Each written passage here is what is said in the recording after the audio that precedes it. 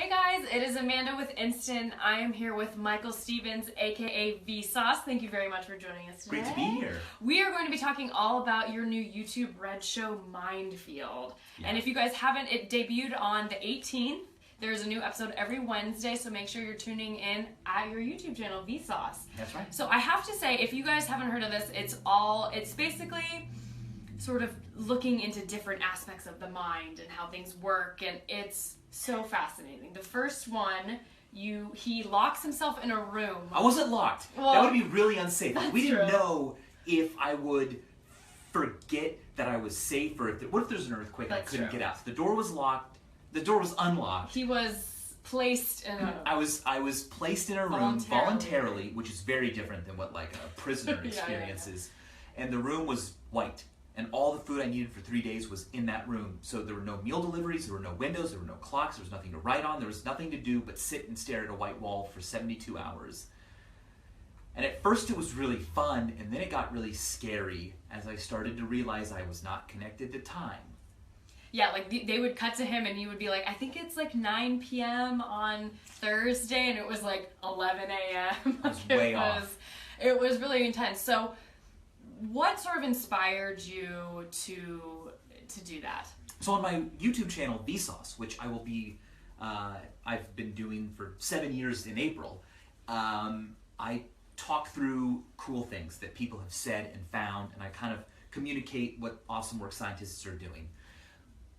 But some things I think deserve to be shown and recreated, and in one of those biggest things like that are the classic psychological experiments that have been done at universities through the last few decades that really delved into human behavior and used real human participants. We've learned a lot from those, and we talk about them a lot in psychology classes in high school and college, but they're not all like super well documented from like a video standpoint. So I said, let's redo these. We know the phenomenon are real, that it's been peer-reviewed, it's been researched, it's been replicated. Let's do them again. And record it really well, and so the audience can, I think, walk away remembering the takeaways better because they've seen the emotion on someone's face when I get them to conjure up a false memory that they truly believe but actually never happened to them. Yeah. Stuff like that. Like you thought you had a dream?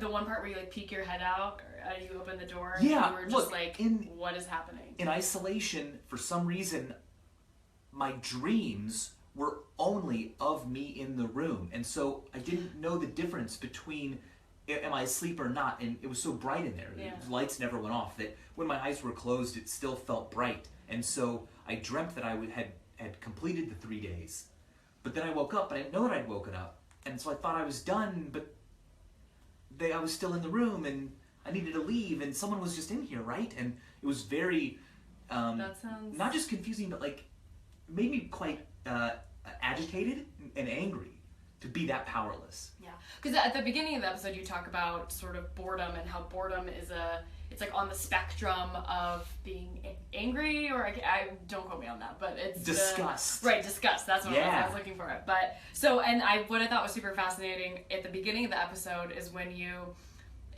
put the guy in the room. So he had put his hand on this device and it shocked him, and he was like, I don't like that hurt. I didn't like the way that felt. But people would rather feel physical pain than boredom. And so you put this guy in a room, you put the little shock with him, and it's like, you don't have to touch it if you don't want, but he had nothing. He didn't have anything to look at. He didn't have a phone. He didn't have anyone to talk to. So within 2 minutes, he pressed the button, and because he was like, I'd rather feel physical pain than boredom. Be bored, and that's not bad, you know? We are who we are today. We've invented the things that we've invented. We have discovered things because of curiosity, because our brains demand information and stimulation, and that leads to neurogenesis, like the actual creation of new brain cells. If we didn't care to be stimulated, we would not, I think, have had such a great thriving experience here on Earth. So don't be afraid of boredom. I mean, it's not something to feel bad when you feel bored, but at the same time, some boredom is good. I think it's good to let your brain process everything that it's been stimulated by. It's a balance. Yeah. What is your favorite way or thing to do to combat boredom if you're feeling bored? I like to try to give myself new skills. Like when I was in isolation for 3 days, I memorized the alphabet backwards so I could do it really well, and even sing the whole like, now I know my ABCs, next time what you sing with me. I have since forgotten how to do it really well. You're like, and I don't want to try. I don't want to try and mess it up and have everyone go, well, I guess... No. Or you don't want to go back into the room and try, because that's probably what the best way. What if I did? Yeah. All the sense memory might kickstart. But the thing is, it kept my mind busy. I just sat there trying to do the alphabet backwards, and it kept me engaged, and it kept me from getting too, like, doled out and down. Yeah. What was probably the biggest takeaway you took from that experience? I took away the fact that being disconnected from clocks and the earth, like just the cycles of day and night, was the hardest part. I obviously got lonely. I obviously wish I had something to write down ideas on, but really at the end of the day, it was feeling like every moment was exactly the same as the last that was so frightening. How long did it sort of take you and like your mind and your body to like adjust to normal life again? I adjusted pretty quickly. For the first few hours after I got out, I was really panicky, and I think it was because my body was used to having just nothing happening, and all of a sudden I come out and there are cameras on me and there are people I have to talk to, and my mom flew in and my wife's there, and it's like having a tiger jump out at you in your normal life. It was like all this adrenaline all of a sudden. I stayed up really late talking to my wife about the whole experience, and then I slept, and the next day I woke up and I felt really clear. I felt really focused. That's good. Would you ever do it again? I would do it again. I would like to do it in a dark room where the lights never came on. Pure pitch darkness for 3 days. And it's not fun. Like, don't think that this is some kind of like, whoa, it's a trick. 3 days. It's not fun, but I think it would be good to document what that is like. I think we would learn a lot. And we actually discovered some very fascinating things from the isolation experiment. Like when I came out, I performed better at reflex, memory, counting, all these tasks that I thought I would be worse at, I was better at, I think because of that like rush of adrenaline at the end. Yeah. Well, if you guys are just joining us, again, we are here with Michael Stevens. We were talking about his new YouTube Red show, Mindfield. We were just talking about how he was in an isolation room for 3 days, no windows. There was a door because you had to get in and out. But so a lot of intense stuff happening over on Mindfield. So another thing, so obviously there's like a few different episodes. There's one having to do with destruction. There's one having to do with conformity. What do you think was, which was like the most difficult, would you say? So the most emotionally difficult was the nocebo test. Placebo, as you know, is like when nothing causes a positive effect. But there's also a nocebo, where nothing causes a negative effect. And we brought in people who thought they were there for a clinical trial, testing a scanner of bone density, but really it was just a flashlight, kind of dressed up to look fancy, and we shown it on them, and we told them, you know, this can be painful, please tell us when to turn it off. And the second you can't bear it, tell us. And I mean, you have to check out the episode, but that was very difficult. Yeah. People really did manifest symptoms they totally believed, even though it was just like the light here shining on me now. Wow. It was incredible. Which one do you think was the most important or the most impactful that you did? I have two answers I'll get through quickly. One is false memories. I was shocked at how easy it was to make someone believe that when they were 4 or 5 years old, they did something that they absolutely did not do.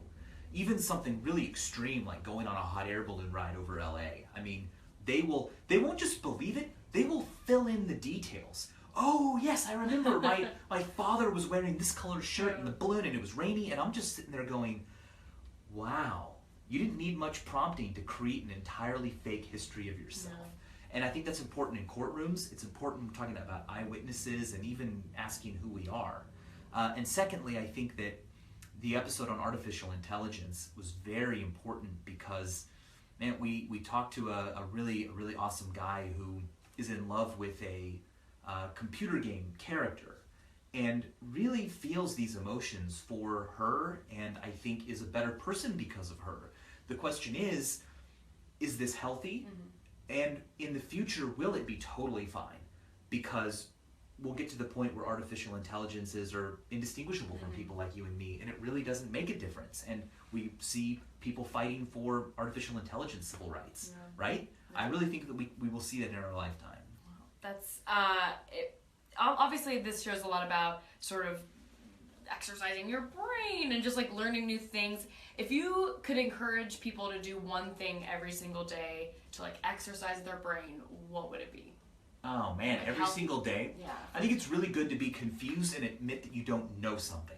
That is rule number one, and it's step number one. Every day, I think, you know, even like the whole learn a new word every day, or learn the derivation of a new word every day, you'll eventually like just start to be able to guess where the words came from. I think that could be really smart. I should do that. Solving a puzzle every day, even just a simple little brain teaser. Before you know it, after like a year, you'll know most of the tricks, and you'll be a genius at those things. Not that brain teasers and puzzles are like a great way to measure intelligence, but it's a great way to keep your mind active. Yeah, and you want to keep your mind active because that's how it's like any other exercising any other part of your body. Where if you want it to be stronger, if you want it to, you know, perform better, you just have to work at it. Use it or lose it is true for your brain. Yeah. And again, if you guys are just joining us, we are here with Michael Stevens, aka Vsauce. We're talking all about his new show, Mindfield, and it's the most insane thing I think I've ever seen. It's so cool. Another episode that I found very interesting was the Conformity episode, so basically the idea behind the Conformity episode was there were a bunch of people in a room. One person was not in on the experiment, and people would answer questions wrong in front of her, and everybody was saying the wrong thing, even though you could clearly tell that what they're answering was wrong. And so it's so true. It's like, do you just go along with what everybody else is saying because you don't want to disrupt whatever there is there, or do you want to speak up? And so how did you kind of come up with that one? So that's based on a really famous study called the Ash Line Study. And this was another example of like a thing that had been filmed decades ago that needed to be redone so that we could really show people just how easy it is to conform. Because no one thinks that they would. If you're looking at two lines and one's longer than the other, you're going to say so because it's right there in front of you. But if everyone else in the room, like five other people are saying they're the same length, you will too. And what's funny is that there really is a spectrum. Some people, about a quarter of people, don't conform. Yeah. They stick up and they say, they refuse to go along with the group. The other 75% go along. The real question that I still think we need answers to is this a kind of superficial conformity in words only? Like, I don't think that what they're saying is right, but I don't want to like ruffle feathers. I don't want to throw a wrench into this, and I want to be the problem. Yeah. And how many? I think some of them do actually experience a deeper conformity where they start to see the lines as being the same length. Like I could see what you're talking. Okay, that's right. Like something must be wrong with me. Yeah. They're the same length, and now I will perceive them that way. Right. We get to that point at the end of the episode where we give people a completely inert flavored water shot, but we tell them that it's a hallucinogenic drug. We basically create this kind of contact high experience where all the actors in the room are acting like they're hallucinating, but the actual subject, has no reason to hallucinate, but still does. And even after we debrief them on what really happened, they like adamant of like, no. They're not they don't say, oh, I made that up to fit in. They say, well, that's weird because I really did feel like I needed to sit down. I really did feel like the lights were becoming brighter and brighter and brighter. Yeah. How did you guys do that? Yeah. And it was not us, it was their mind. Yeah. It's insane. This show really makes you realize what the human brain is just capable of, and it's so intricate and so interesting. Yeah. One thing that I do want to know though, in one episode you destroy a car. How was was that just like the best? How was that? I mean, it was fun, but it was mainly scary because I really did it all in one take. So as soon as I hit the car, it's like, that's it. We don't have another car. So, and the car, by the way, was like specifically unsellable in the United States because of weird legal rules. So like it had to be destroyed, and I'm like, let's destroy it to teach and to get people's attention to learn about why we like to destroy things. Why should we like watching demolition derbies and explosions and all of that? But it's interesting because on one hand we do like order and we crave order and balance, but on the same time destruction as well. I think that's super, super interesting. Yeah, we delve into that in that episode. Oh man, there's 8 total. So and the first 3 are available right now if you want to go over to youtube.com/Vsauce to watch them. They're super awesome. Anything else? Do you want to talk about the Brain Candy tour? Yeah, right. So I'm also going on tour. If you want to see all this stuff happen IRL, basically. Exactly. If you want to be involved in this exploration of the mind and the universe, braincandylive.com. I'm going on tour with Adam Savage from the Mythbusters. That is a dream come true for me, right? I mean, he's smarter than me and he can build things. Like, I can't make a thing, but we're going on tour, we're building things on stage. We are going to be leaving the audience with a whole new set of skills they never thought they would have had. And I can't wait. It's going to be amazing to kind of teach face to face. There are things that a camera and a microphone can't pick up that I want to be able to travel the country with. 40 cities in like 47 days. It's crazy, but it's going to be really fun. Yeah. Well, very cool. Be sure to check out the Brain Candy Tour when it kicks off February 21st. That's right, in Fayetteville, North Carolina. In Fayetteville, North Carolina. And also be sure to check out Mindfield on YouTube Red. Right now, the first 3 episodes are available right now, and there's a new episode every Wednesday, so be sure to tune in. Thanks, guys. Thank you. Bye. Bye-bye.